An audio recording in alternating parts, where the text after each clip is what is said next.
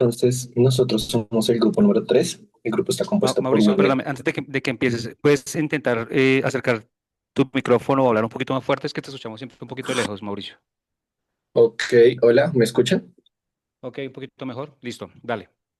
Bueno, nosotros somos el grupo número 3 y está compuesto por Wilmer Arandia, Camilo Cuartas y quienes habla Mauricio Baloyes. Y nuestro tema de la unidad didáctica son eventos de probabilidad simple. El índice de la presentación es primero el mapa de los temas de representación, luego las ejemplificaciones de los mismos, y nosotros llamamos ejemplificaciones porque todos los temas los vamos a recorrer por medio de ejemplos, algunos conectados entre diferentes sistemas, otros sí un poquito más ajenos, y luego, finalmente, tengo la parte de creación de uso de la IA. En primer lugar, nuestro mapa o nosotros para la parte de probabilidad simple consideramos 8 de los 9 sistemas que propone los apuntes del curso, particularmente numérico, simbólico, tabular, gráfico, verbal, geométrico, pictórico y ejecutable. El único que dejamos fuera es manipulativo.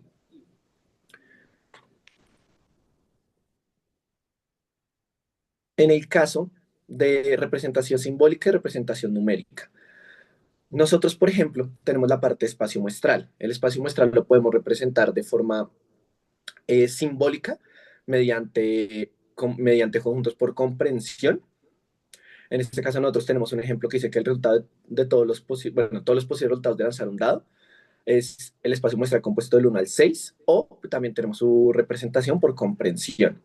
Igualmente tenemos la representación de eventos, que puede ser tanto numérica como simbólica.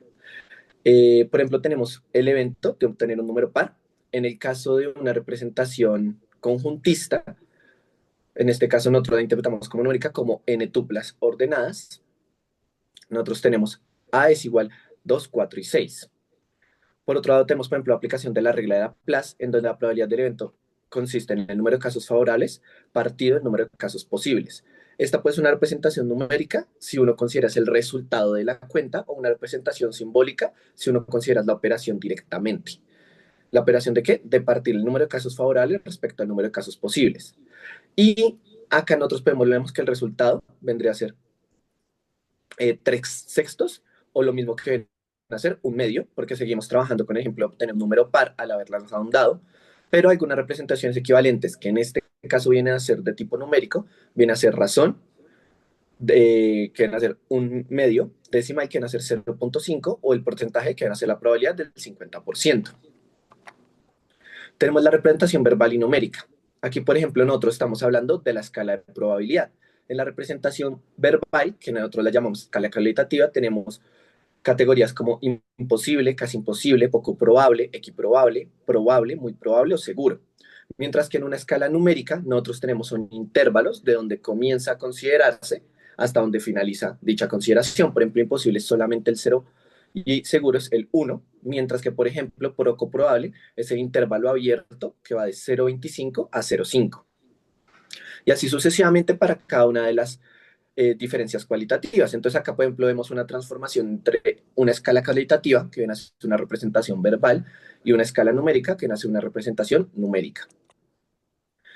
En general, esa representación numérica también viene a estar relacionada con una representación geométrica, si uno ve dicha escala sobre la recta numérica, porque pues todos estos intervalos son subintervalos del intervalo acotado de 0 a 1 cerrado.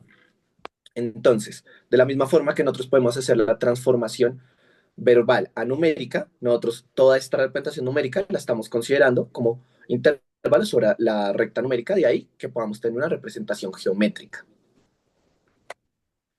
En representación pictórica es donde nosotros tenemos más cantidad de posibilidades. Primero tenemos los diagramas de Venn, en donde podemos evidenciar las diferentes operaciones que tenemos entre conjuntos. Aquí es importante recordar que para eventos de probabilidad, nuestro espacio muestral viene a ser el conjunto universal, y nosotros tenemos diferentes subconjuntos que reciben nombres específicos desde el concepto de probabilidad. Por ejemplo, un conjunto tipo singleton recibe eventos elemental o suceso elemental, mientras que un conjunto que no necesariamente es singleton simplemente recibe el nombre de evento. De ahí que la definición de evento en general sea cualquier subconjunto de nuestro espacio muestral. Igualmente, Nosotros podemos representar eventos de probabilidad cero, como por ejemplo conjuntos vacíos, y podemos representar los diferentes casos de la probabilidad, como por ejemplo, lo puede ser la probabilidad conjunta, a través de diferentes operaciones entre conjuntos.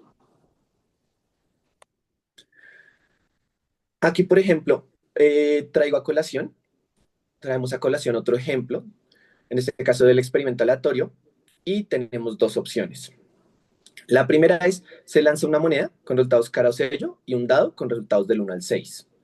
Cada resultado de la moneda puede combinarse con cualquiera de los 6 resultados del dado, y el evento es obtener cara y un número par, por ejemplo. Entonces acá tenemos que el evento sea el conjunto conformado por las parejas ordenadas 6 y 2, 6 y 4 y 6 y 6, donde la probabilidad de A es 3 sobre 12, lo cual es igual a un cuarto, lo cual es igual a 0,25 o 25% si hacemos las diferentes representaciones numéricas, como lo venimos sacando, que podemos tenerlo de forma racional, de forma decimal o de forma porcentual.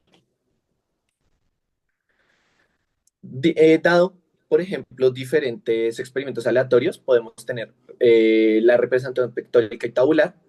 En este caso, por ejemplo, para identificar el espacio muestral. El diagrama de árbol es una representación pictórica que nos permite identificar tanto la cardinalidad de nuestro espacio muestral e incluso los eventos o los resultados que directamente pertenecen al espacio muestral. Esto mediante las diferentes combinaciones que pueden armar mediante el diagrama de árbol, mientras que la tabla de contingencia también nos permite armar una combinación de resultados. En este caso, en la tabla de contingencia vemos los resultados del experimento mencionado anteriormente, lanzar una moneda y lanzar un dado. Eh, y la tabla de contingencia también nos permite identificar nuestro espacio muestral, pero en este caso es cuando se tiene solamente dos dimensiones. En representación tabular, por ejemplo, traemos a colación el lanzamiento de dos dados, en donde podemos ver que nuestros resultados es la suma de lo que haya salido en los dos dados y nuestras variables dependientes vienen a ser la probabilidad de que salga dicha suma en el lanzamiento de dos dados. Considerando este ejemplo, igualmente podemos traer y representar de forma pictórica mediante un diagrama sagital o en representación gráfica mediante, valga la aclaración, la graficación de dos posibles parejas ordenadas de resultado posible y probabilidad del resultado. Aquí nosotros debemos considerar que en la probabilidad simple tenemos varias aleatorias discretas y continuas, de ahí que podamos tener una representación tanto discreta como continua en la parte gráfica. En el caso de la representación discreta, se podría también modelar, y lo traemos acá, la distribución de probabilidad mediante un histograma, mediante que la parte continua se tendría que representar como el área bajo la curva de la función de probabilidad. Y en la representación ejecutable, nosotros mencionamos que se pueden usar herramientas como hojas de cálculo. Finalmente, tenemos en la declaración del uso de la IA. Listo, Muchas maestro. gracias.